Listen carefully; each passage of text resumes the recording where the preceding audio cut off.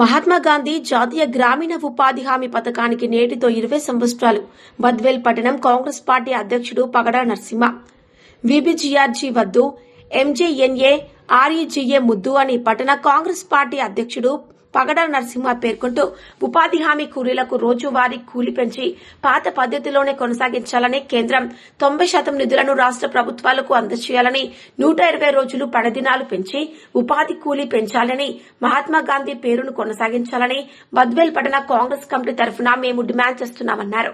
కార్యక్రమంలో బద్వేల్ పట్టణ అధ్యక్షుడు పగడా నరసింహ, కడప జిల్లా కాంగ్రెస్ పార్టీ ప్రధాన కార్యదర్శి అచ్యుతారాజు, జిల్లా మహిళా నాయకురాలు సుబానబీ, బద్వేల్ మండల అధ్యక్షుడు అంబవరం సుధాకర్ రెడ్డి, గోపవరం మండల అధ్యక్షులు సాంబయ్య తదితరులు పాల్గొన్నారు. కాంగ్రెస్ పార్టీ ఆధ్వర్యంలో మేము ఈ ఉపాధి పథకం గురించి కొన్ని విషయాలు ప్రజల దృష్టికి తేవాలనే ఉద్దేశంతో ఇక్కడ మీటింగ్ ఏర్పాటు చేయడం జరిగింది.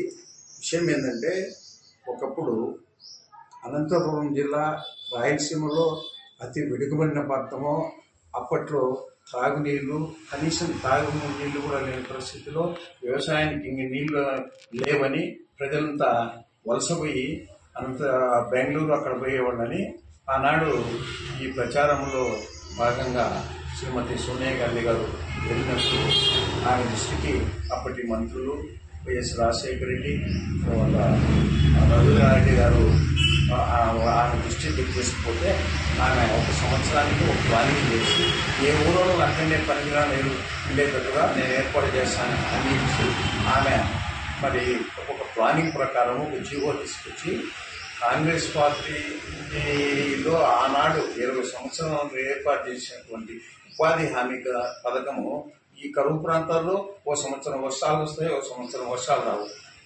ఏ గ్రామానికి ఆ గ్రామంలో కొన్ని పంచాయతీలో 10 గ్రామాల్లో ఏ గ్రామానికి ఆ గ్రామంలో కమిటీలు ఏర్పాటు చేసి ఉపాధి పథకంలో వారం వాళ్ళకు అమౌంట్ వాళ్ళ అకౌంట్కి ఇచ్చే ఏర్పాటు చేసి అది బడుగు బలహీన వర్గాలకు, పేదవాళ్లకు అది ఒక ఉపాధి.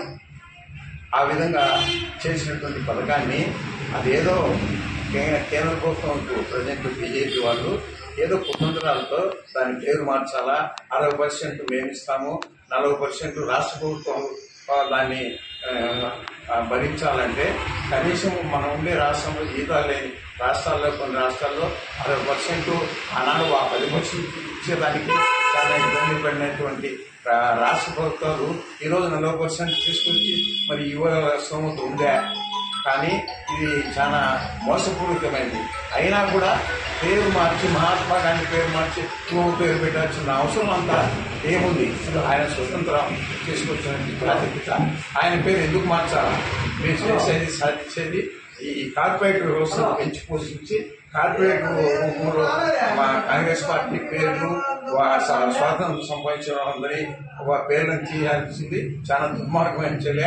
ఇది భారతదేశానికే అవమానకరమైన విషయము.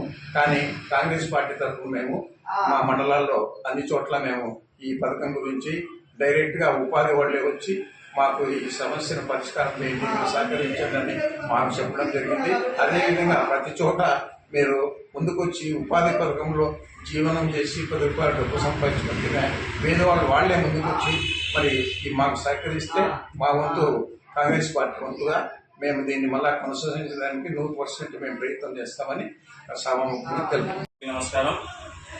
ఈరోజు మహాత్మా గాంధీ జాతీయ గ్రామీణ ఉపాధి హామీ పథకం కాంగ్రెస్ పార్టీ ప్రవేశపెట్టి ఈ రోజుతో 20 సంవత్సరాలు పూర్తి చేసుకున్న సందర్భంగా ఉపాధి హామీ కూలీలకు జరుగుతున్న అన్యాయానికి వ్యతిరేకంగా ఉపాధి హామీ కూలీలకు మద్దతుగా ఈరోజు బద్వేల్ పట్టణ కాంగ్రెస్ కమిటీ ఆధ్వర్యంలో ఈ ప్రెస్ మీట్ నిర్వహిస్తున్నాం.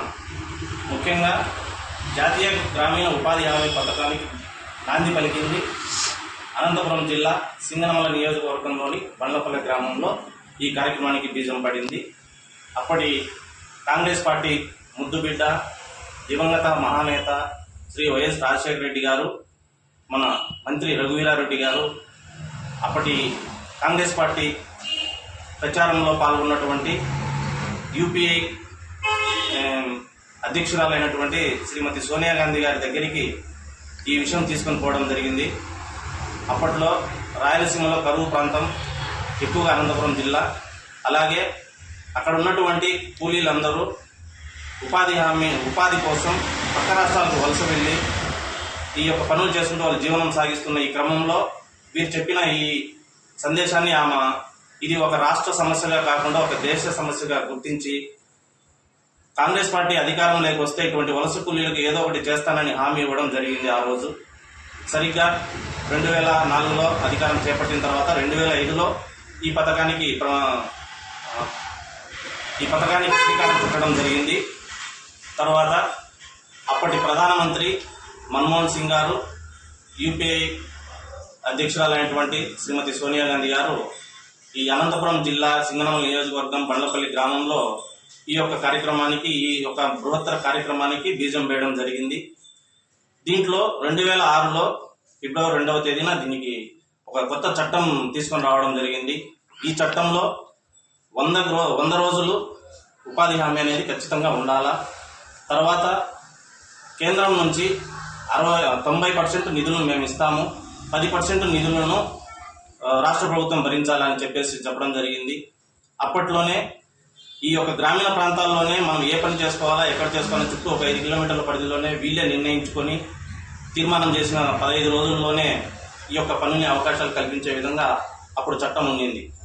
ఇప్పుడు ఇది కాంగ్రెస్ పార్టీ ప్రవేశపెట్టిన చట్టం కాబట్టి పేదలకు నడ్డి విరిసే విధంగా ఈరోజు ఈ కార్పొరేట్ ప్రభుత్వం, ఈ యొక్క బీజేపీ ప్రభుత్వం దీన్ని ఏ విధంగా అయినా నీరు గార్చాలని చెప్పేసి కొద్దిగా సవరణలు చేయడం జరిగింది. ఈ సవరణలో వాళ్ళు చెప్పేది ఏంటంటే 120 రోజులు పని దినాలు కల్పిస్తాం, 20 రోజులు ఎక్స్ట్రా అని వాళ్ళు చెప్పడం జరిగింది.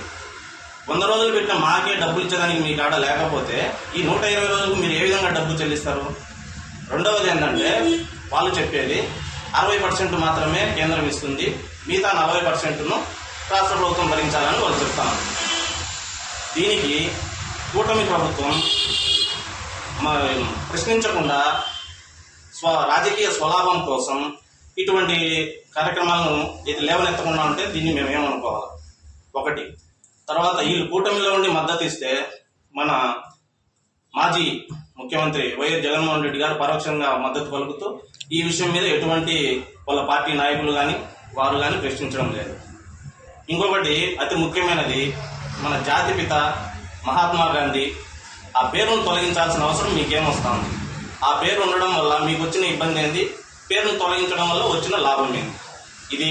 ఈ మహాత్మా గాంధీ పేరును తొలగించడం అనేది, ఇది స్వాతంత్రం తెచ్చినటువంటి మహాత్మా గాంధీ పేరును తొలగించడం మన దేశానికే, ఇది ఒక దేశ ప్రజలను కూడా ఇది అవమానకరంగా ఉందన్నమాట. అవమానించడమే, వేరేది ఏం లేదు. మరి కూటమి ప్రభుత్వం ఈ 40% మేము పెట్టుకునేదానికి సిద్ధంగా ఉందనే కదా అర్థం. ఈరోజు మేము చంద్రబాబు నాయుడు గారిని అడుగుతున్నాం, మీరు సైలెంట్గా ఉంటే 40% మీరు ఒప్పుకున్నట్లే. మీరు బహిరంగంగా ప్రజలకు, ఉపాధి హామీ కూలీలకు మీరు బహిరంగంగా చెప్పాలమ్మా, ఆ 40% నేను నిధులు మీకు సమకూరుస్తానని మీరు బహిరంగంగా చెప్పాలని మేము కాంగ్రెస్ పార్టీ తరఫు నుంచి మేము డిమాండ్ చేస్తున్నాం. తర్వాత మా పిసిసి అధ్యక్షురాలు శ్రీమతి వైఎస్ షర్మిలారెడ్డి గారు ఈ రోజు నుంచి ఫిబ్రవరి 2 అదే బండ్లపల్లి గ్రామంలో రచ్చబండ కార్యక్రమంలో ఈరోజు పాల్గొన్నారు కూడా. ఈ గ్రామీణ ఉపాధి హామీ పథకానికి మహాత్మా గాంధీ పేరునే కొనసాగించాలా, 100 రోజులు పని దినాలు కల్పించాలా, అలాగే ఉపాధి కూలీ కూడా డబ్బు పెంచాలా అనేది ఈ యొక్క కాంగ్రెస్ పార్టీ డిమాండ్ కోసం ఆమె రాష్ట్ర వ్యాప్తంగా పర్యటనకు సిద్ధమైంది. ఈరోజు కార్యక్రమం మొదలుపెట్టింది. ఈ నెల 14వ తేదీన కడప, తర్వాత వేంపల్లి మండలంలో కూడా ఆమె పాల్గొనబోతాను. నేను ఉపాధి హామీ కూలీలకు ఒకటే చెప్పదలుచుకున్నా, ఇది మీకోసం మేము చేస్తున్నటువంటి కార్యక్రమం, ఏదో కాంగ్రెస్ పార్టీ చేసేది కాదు. కాబట్టి ఎక్కడికక్కడ స్వచ్ఛందంగా మీరు ఉపాధి హామీ పనుల వాళ్ళు స్వచ్ఛందంగా మీరు పాల్గొని మాకు మద్దతు ప్రకటిస్తే మేము ఇంకా కూడా ఉత్తేజంగా పనిచేసేదానికి కూడా మాకు ఆస్కారం ఉంటుంది. కాబట్టి ప్రతి మండలంలో, ప్రతి గ్రామంలో కూడా మీరు మాకు అండగా ఉండాలని మేము కాంగ్రెస్ పార్టీ నుంచి కూడా మేము కోరుకుంటున్నాం.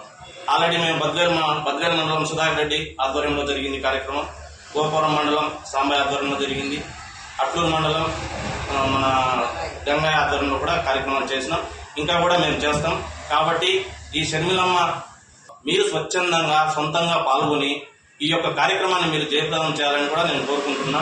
పథకాన్ని నిర్వీర్యం చేసేదానికైతే బీజేపీ ప్రభుత్వం కంకణం కట్టుకునింది.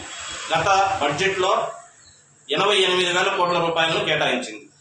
ప్రస్తుతం నిన్న ఇచ్చిన బడ్జెట్లో మాత్రం 33,000 కోట్లు మాత్రమే కేటాయించడం జరిగింది. అంటే దీని వెనుక ఈ ఉపాధి హామీ పథకం ఏ విధంగా నిలబడుతుందో అది ఒక బీజేపీ ప్రభుత్వానికి తెలియాలి తప్ప ఇది ఎటువంటి పరిస్థితుల్లో సాధ్యం కాదని చెప్పేసి మేము కోరుకుంటూ మహాత్మా గాంధీ పేరును కొనసాగించాలా, 100 రోజులు పని దినాలు కల్పించాలా, 90% నిధులను కేంద్రం ఇవ్వాలని చెప్పేసి ఈరోజు బద్వేల్ పట్టణ కాంగ్రెస్ కమిటీ తరఫున మేము డిమాండ్ చేస్తూ ఉన్నాం.